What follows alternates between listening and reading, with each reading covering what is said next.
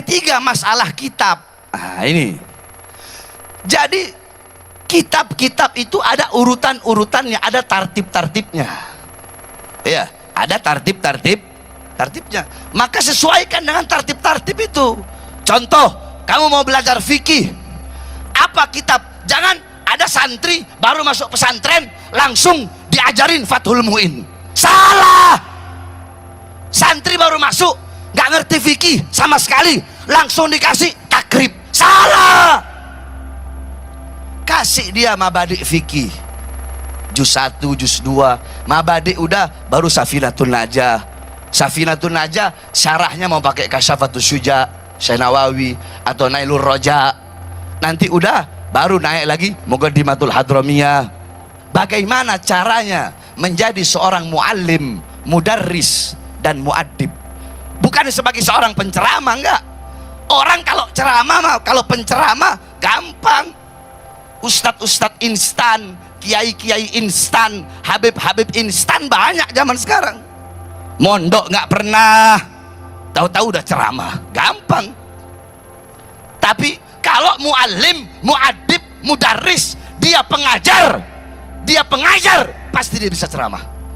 Tapi kalau penceramah, belum tentu dia bisa ngajar. Paham?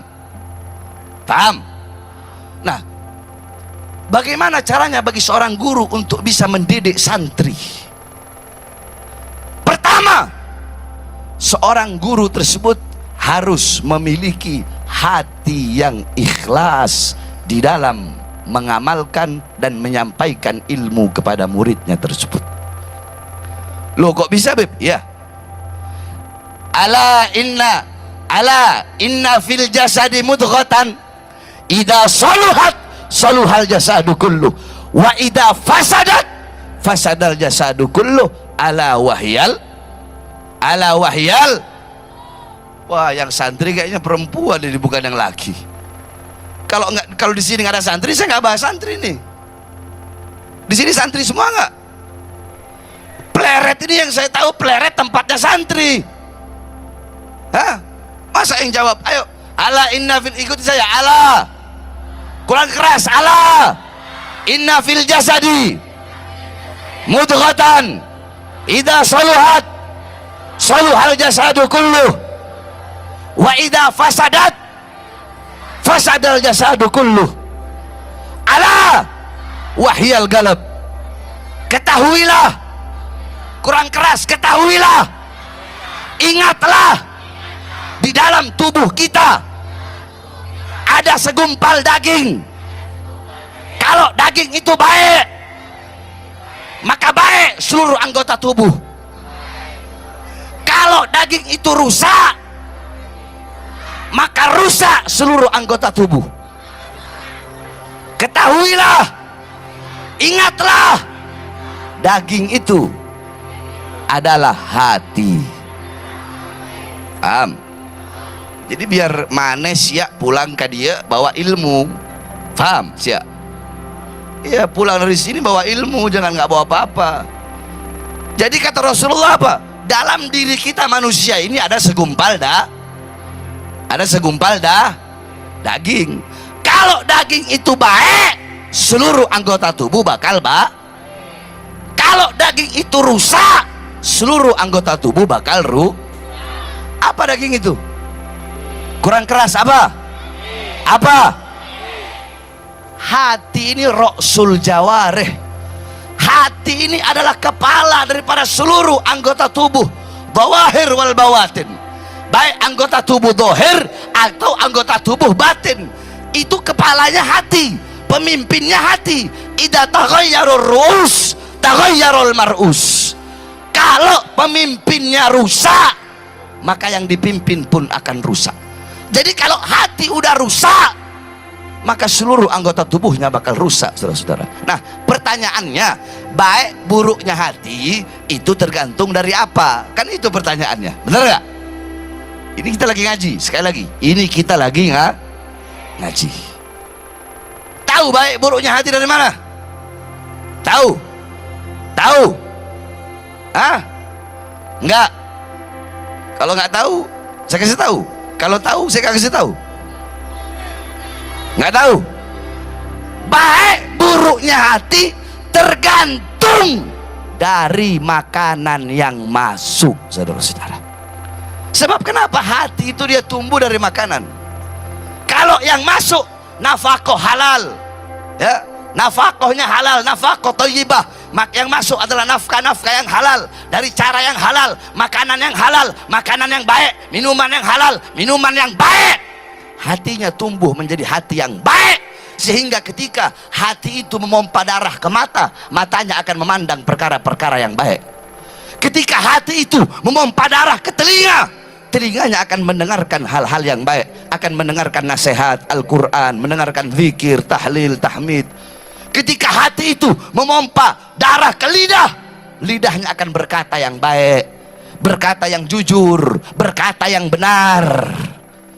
Ketika hati itu memompa darah ke tangan, tangannya akan melakukan hal-hal yang baik, menolong orang, memberi makan orang yang kelaparan, memberi pakaian orang yang telanjang.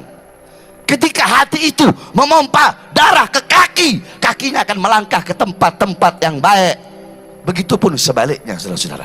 Makanya lihat bagaimana waroknya ulama-ulama zaman dulu, bagaimana waroknya guru-guru zaman dulu. Al-Imam An-Nawawi radhiyallahu an, Sahibul Majmu', beliau yang bikin kitab Majmu', Syarah Muhaddab. Kitab Muhaddab itu kitabnya Imam Syairazi, disarahkan oleh beliau, namanya kitab Al-Majmu'. Beliau juga yang ngarang kitab Minhajut Talibin. Nah, Al-Imam An-Nawawi, beliau tidak pernah mau makan apel, tidak pernah mau makan apel yang berasal dari daerah beliau. Kenapa? Karena apel-apel yang ada di daerah beliau itu ditanam di lahan-lahan milik pemerintah. Coba bayangkan. Al-Imam Sufyan As-Tsauri, siapa yang nggak kenal beliau? Selama bertahun-tahun Imam Sufyan As-Tsauri, beliau nggak mau minum air zam-zam. Padahal minum air zam-zam hukumnya sunnah. Ditanya, ya Imam, kenapa kau tidak mau minum air zam-zam? Apa jawab beliau? Andaikan saya punya gayung sendiri. Maksudnya, andaikan saya punya gayung sendiri. Maksudnya apa ya Imam? Gayung yang disediakan di sumur zam-zam adalah gayung milik sultan, milik penguasa. Makanya saya tidak mau minum. Andaikan saya punya gayung sendiri, pasti saya akan minum air zam-zam tersebut. Ini baru namanya warok. Bagaimana waroknya? Al-Imam Syairazi. Al-Imam Syairazi, beliau tidak pernah mau makan sayuran yang berasal dari Damaskus.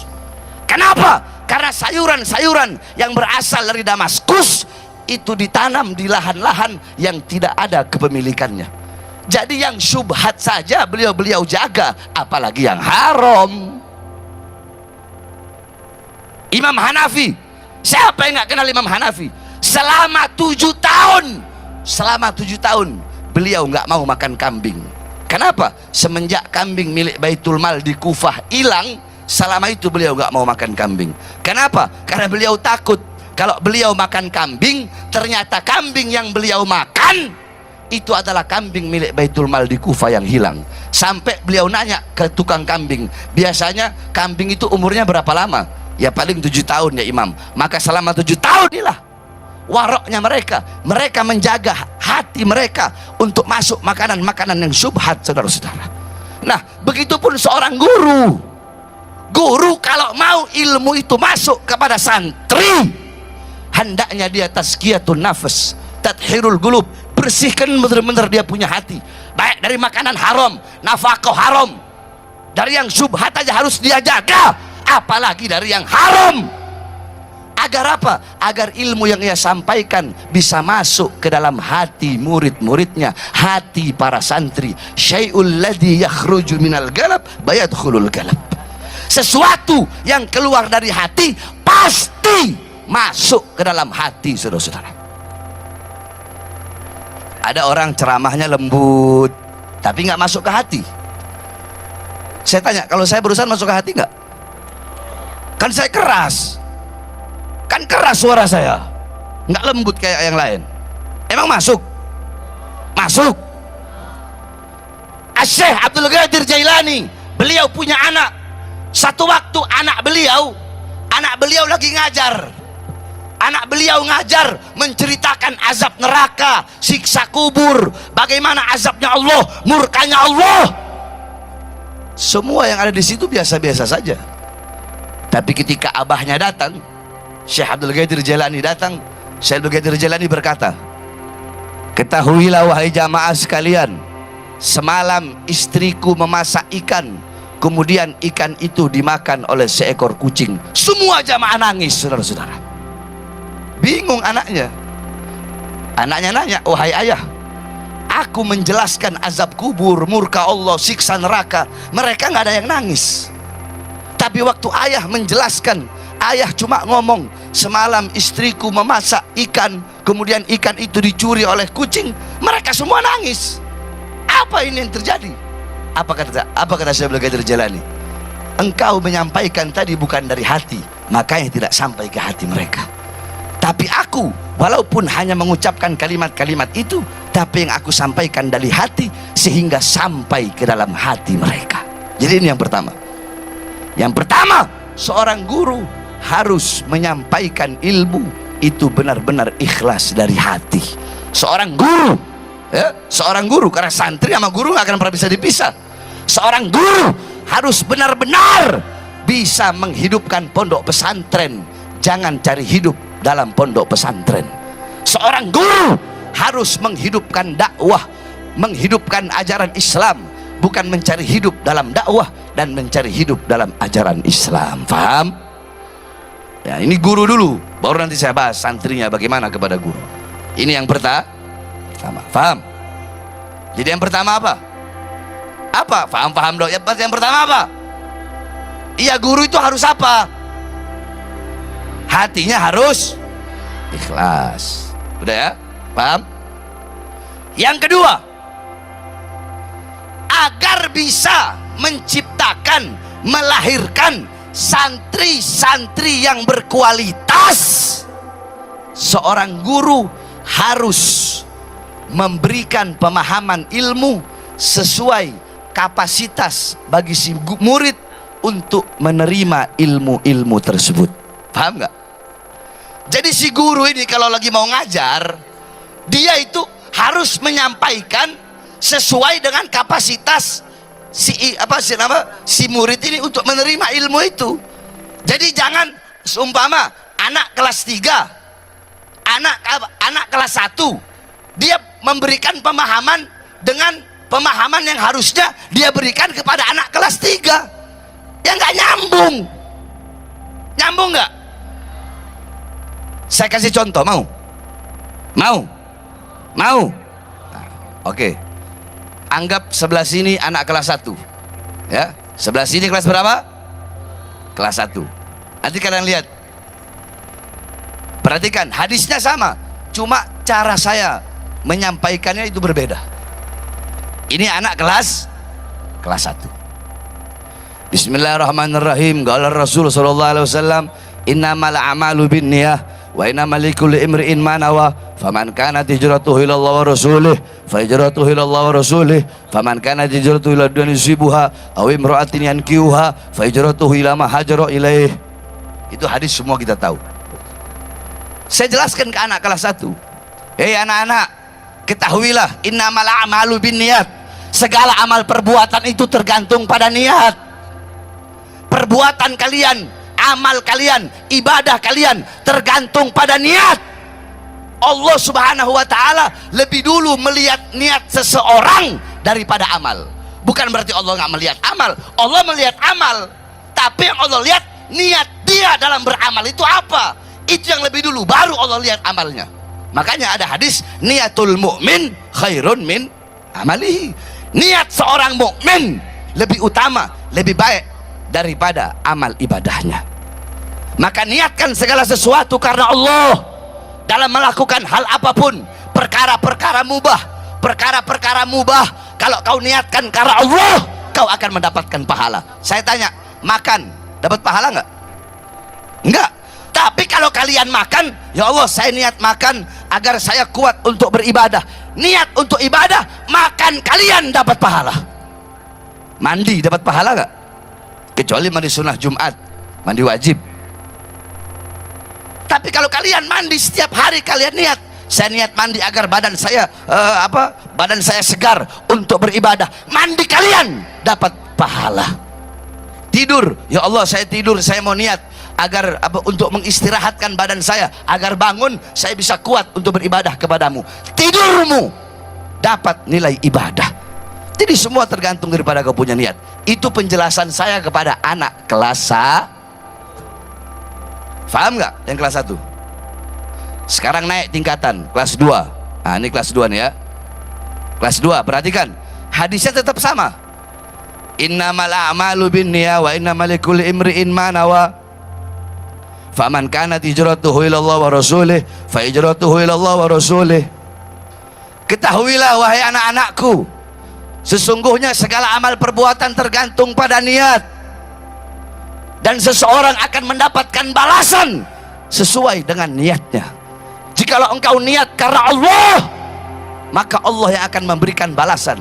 Apa balasan dari Allah? Rahmat, kasih sayang, pahala, sorga. Apa balasan dari Rasulullah? Syafaat. Rasulullah di akhirat akan memberikan syafaat. Maka niatkan segala sesuatu untuk beribadah kepada Allah. Niatkan segala sesuatu untuk niat yang baik. Niat karena Allah, niat karena Rasulullah. Niat yang baik itu sebelum engkau melakukan kebaikannya, maka engkau telah mendapatkan pahala daripada niat itu. Satu contoh, nanti malam saya mau niat sholat tahajud. Belum melakukan sholat tahajud udah dapat pahala duluan. Pahala apa? Pahala niat. Kalau melakukan sholat tahajudnya dia lakukan, maka dia mendapatkan pahala. Pahala apa? Pahala amal. Jadi dia dapat 2 pahala. Andaikan dia tidak jadi karena usur, tetap dia dapat pahala. Pahala apa? Pahala nih. Makanya dulu ada Imam Al-Habib Ahmad Al-Muhdhar. Beliau itu setiap mau berangkat ke warung, ke tokonya, itu beliau punya notis, buku catatan. Di situ beliau tulis 100 niat yang baik. Hari ini saya mau sedekah, hari ini saya mau sholat sunnah di masjid ini, hari ini kalau ada duri di jalan saya mau angkat, hari ini. Beliau bikin 100 niat yang baik. Tapi kan nggak mungkin semuanya beliau lakukan, paling hanya 10, 15. Tetapi beliau mendapatkan pahala dari semua apa-apa yang beliau niatkan tersebut. Jadi niatkan segala sesuatu dengan niat yang baik. Agar apa? Agar engkau mendapatkan balasan dari Allah. Sebab nanti banyak orang-orang kelak di akhirat, mereka datang kepada Allah, mereka berkata, ya Allah, aku sholat karenamu ya Allah. Apa kata Allah? Kadzabta, bohong kamu, dusta kamu. Kamu sholat bukan karena aku. Kamu sholat agar orang bilang kamu ahli ibadah. Kamu sholat agar orang bilang kamu rajin sholat. Niat kamu bukan aku, kata Allah. Maka kamu tidak mendapatkan apa-apa dari aku. Maka bisakah kamu mendapatkan pahala daripada orang yang kamu tujukan untuk kamu ibadah itu? Kamu niat sholat untuk dipuji orang, apakah bisa orang itu kelak di akhirat memberikan balasan kepadamu? Nggak bisa. Sama nggak penjelasan untuk anak 1 dan anak kelas 2? Sama nggak? Lebih tinggi mana? Sekarang mau yang kelas 3? Mau yang kelas 3? Mau nggak? Katanya mau ngaji. Mau? Kalau ke kelas 3 beda lagi. Saya bawa hadis yang tadi, innamal a'malu binniyah sampai akhir. Tapi sebelum saya jelaskan, saya bilang ini hadis asbabul wurudnya. Ada asbabul wurud. Asbabul wurudnya dulu ketika Rasulullah SAW mendapatkan perintah dari Allah untuk hijrah dari Makkah ke Yasrib atau Madinah, semua sahabat mengikuti perintah Allah dan perintah Rasulullah, kecuali ada satu sahabat yang dimana dia niat untuk pergi ke Madinah. Itu niatnya bukan mengikuti perintah Allah dan Rasul, tapi untuk menikah dengan seorang wanita yang bernama Ummu Qais. Makanya laki-laki tersebut diberi lakop Muhajir Ummu Qais, orang yang berhijrah karena Ummu Qais. Ketika Rasulullah mendengar hal tersebut, langsung Rasulullah marah. Langsung Rasulullah sampaikan hadis tersebut, innamal a'malu binniyat. Segala amal perbuatan itu tergantung pada niat, dan setiap orang akan mendapatkan sesuai dengan apa yang ia niatkan. Faman kanat, perhatikan kata-kata ini, faman kanat hijratuhu ilallah wa rasulih. Siapa orang yang hijrahnya karena Allah dan Rasul. Apa maksudnya hijrah? Hijrah di sini mewakili amal-amal ibadah yang lain. Maksudnya bukan cuma hijrah aja, tapi maksudnya hijrah di sini faman kanat hijratuhu ilallah wa rasulih, faman kanat salatuhu ilallah wa rasulih, faman kanat shadaqatuhu ilallah wa rasulih, faman kana hajjuhu ilallahi wa rasulih, faman kana saumuhu ilallahi wa rasulih. Jadi hijrah di sini mewakili seluruh amal-amal ibadah yang lain. Jadi maksudnya bukan hanya hijrah saja, tapi barang siapa yang hijrahnya karena Allah dan Rasul, barang siapa yang sholatnya karena Allah dan Rasul, barang siapa yang puasanya karena Allah dan Rasul, barang siapa yang sodakohnya karena Allah dan Rasul, amal ibadahnya semua karena Allah dan Rasul, maka Allah dan Rasul yang akan memberikan balasan. Jadi hijrah di sini mewakili seluruh amal-amal ibadah yang lain. Itu pelajaran buat anak kelas 3. Faham? Mau lanjut kelas 4, kelas 5 sampai kelas 6 sampai takhusus. Jangan, nggak cukup waktunya. Kan sudah bilang cuma sebentar. Kita kan ngaji. Betul? Paham? Itu yang kedua. Jadi yang kedua, seorang guru harus apa? Memberikan pemahaman kepada santri sesuai dengan kadar daripada santri itu untuk menerima ilmu tersebut. Yang ketiga, masalah kitab. Nah, ini. Jadi kitab-kitab itu ada urutan-urutannya, ada tartib-tartibnya. Ya, ada tartibnya. Maka sesuaikan dengan tartib-tartib itu. Contoh, kamu mau belajar fikih, apa kitab? Jangan ada santri baru masuk pesantren langsung diajarin Fathul Muin. Salah. Santri baru masuk nggak ngerti fikih sama sekali, langsung dikasih takrib. Salah. Kasih dia mabadi fikih juz 1, juz 2, mabadi udah, baru Safinatun Najah. Safinatun Najah syarahnya mau pakai Kasyafatus Syuja Syekh Nawawi atau Nailur Roja. Nanti udah baru naik lagi Muqaddimatul Hadramiyah, nanti naik lagi takrib, nanti naik lagi Yakut, nanti naik lagi Fathul Muin, naik lagi Umdatus Salik, terus naik lagi Minhajul Thalibin Imam Nawawi, naik lagi Ar-Risalah Ibn Mukri, atau kalau mau lebih detail lagi Al-Wajiz Al-Wasid Imam Ghazali yang langsung ke Al-Um. Jangan santri baru masuk langsung dikasih Imriti. Salah. Santri baru masuk langsung dikasih Alfiyah. Salah. Santri baru masuk kasih dia Awamil. Kan begitu tartibnya, bener nggak? Habis Awamil baru Jurumiyah, habis Jurumiyah Mutamimah, Imriti, bisa dibarengin tuh sama Alfiyah atau nggak Kawakib. Nanti syarahnya tinggal syarah Ibn Agil atau syarah-syarah yang lain. Begitupun dalam ilmu-ilmu yang lain. Pelajari semua ilmu hadis, mustalah hadis, takhrij hadis, ilmu tarjih wa ta'dil, ilmu tafsir, ada tafsir bil ra'yi, ada tafsir bil dirayah, ada tafsir bil ma'thur, nahwu, sorof, i'rab, i'lal, insya, balaghah, bayan, ma'ani, mantik, arud, syair, lughah, sirah, tarikh. Pelajari itu semua agar benar-benar menjadi santri, bukan cuma bisa ceramah doang. Kalau cuma bisa ceramah ya, panggil kemari badut yang nggak ngerti apa-apa, 1 minggu ikut saya ajari dia, 1 minggu dia bisa langsung jadi penceramah. Jadi santri itu nggak begitu, saudara-saudara. Santri itu kau harus benar-benar belajar, kau harus telan pahitnya belajar, kau harus telan pahitnya menuntut ilmu. Bukankah Imam Syafi'i berkata dalam diwannya, siapa yang nggak tahu? Kalau santri pasti tahu diwan ini, pasti tahu perkataan ini. Man lam yadhuk dzullat ta'allumi sa'atan tajarra'a fi dzullil jahli tula hayati. Man lam yadhuk dzulla au burra, barang siapa yang tidak menelan, tidak merasakan pahitnya, hinanya menuntut ilmu sesaat, maka dia akan menelan pahitnya, hinanya bodoh seumur hidupnya. Berarti Imam Syafi'i mengajarkan kalau jadi santri itu jadi santri itu nggak enak. Kalau mau enak jangan jadi santri, jadi artis TikTok enak.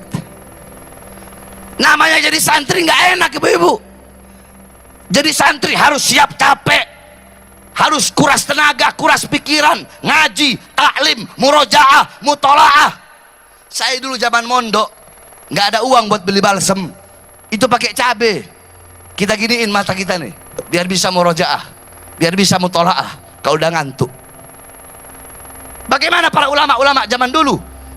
Al-Imam Jarir ibn Hashim selama 15 tahun beliau belajar di bawah cahaya bulan. Kenapa? Nggak punya uang untuk beli lentera. Para ulama-ulama ahli nahwu zaman dulu dalam kitab Inbahur Ruwat ala Anba'in Nuhat dijelaskan, ulama ahli nahwu zaman dulu kalau mau belajar mereka masuk ke dalam jadi kalau mau ke rumah gurunya itu, seumpama rumah gurunya di sana, mereka itu harus masuk kayak lubang, kayak goa, mereka harus masuk ke goa tersebut. Nah, semakin dalam goa itu semakin sempit, sehingga ketika mereka keluar dari goa sampai depan rumah gurunya, semua kulit-kulit mereka terkelupas, kulit-kulit mereka semuanya sobek, saudara-saudara. Coba saya tanya, jawab semua. Ketika kalian pengen menikmati keindahan gunung, apakah kalian tidak lelah untuk mendakinya? Capek nggak daki gunung? Berarti syarat untuk menikmati keindahan gunung harus lelah, harus mendaki. Kalian pengen mutiara yang indah, maka kalian harus basah, harus menyelam. Agar apa? Agar mendapatkan mutiara yang indah. Tahu kayu gahru? Kayu gahru tahu? Kayu gahru itu kalau dicium, ibu-ibu, kalau dicium gini nggak wangi. Kayu gahru kalau dicium nggak wangi. Tapi kalau kayu gahru itu dikasih bara, dia bercumbu dengan bara, dia rela menahan panasnya sang bara, baru wanginya tersebar, baru wanginya tercium. Begitupun para penuntut ilmu. Apa kata Abdullah bin Mas'ud? Zalaltu taliban fa'azastu matluban. Aku hina ketika mencari ilmu, aku hina ketika menjadi pencari, kemudian aku mulia ketika aku menjadi orang yang dicari ilmunya. Jadi nggak ada orang ngaji jadi santri enak, itu nggak ada, saudara-saudara. Jadi santri harus siap capek, siap lelah, ya, siap dalam semuanya.